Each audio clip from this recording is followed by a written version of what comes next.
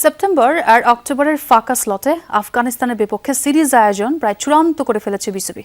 দুবাইতে আফগানদের বিপক্ষে একটি টেস্ট ও 3টি ওয়ানডে খেলার বিষয়ে আলোচনার কথা নিশ্চিত করেছেন বিসিবির media committee chairman Asif Rabbani. সেই সাথে পেস বোলিং আর ফিল্ডিং কোচ নিয়োগ নিয়েও কাজ করছে বোর্ড, জানিয়েছেন তিনি।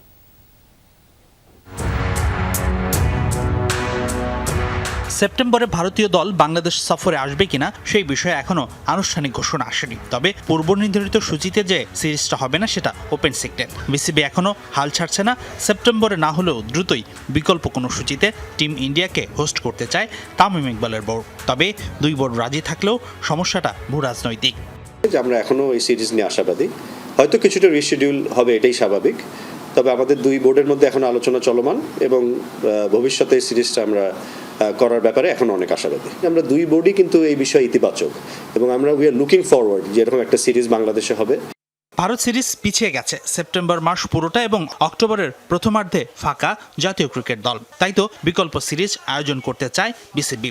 আফগানিস্তান ক্রিকেট বোর্ডের সাথে আলোচনা এগিয়েছে অনেকটাই। 13 থেকে 17 সেপ্টেম্বর ভারতের বিপক্ষে টি-20 সিরিজ খেলার পর ফাঁকা আছে আফগানরাও। সেপ্টেম্বরের শেষ সপ্তাহ থেকে অক্টোবরের দ্বিতীয় সপ্তাহের মধ্যে দুবাইতে আফগানিস্তানের আতিথ্য নেবে বাংলাদেশ, তা প্রায় এক প্রকার নিশ্চিত। বিকল্প চিন্তাভাবনা আমাদের চলছে।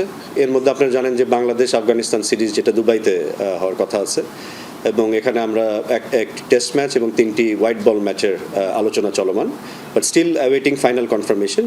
আফগানিস্তান সিরিজের পর বাংলাদেশ দলের ব্যস্ততা চলবে টানা 2 মাস।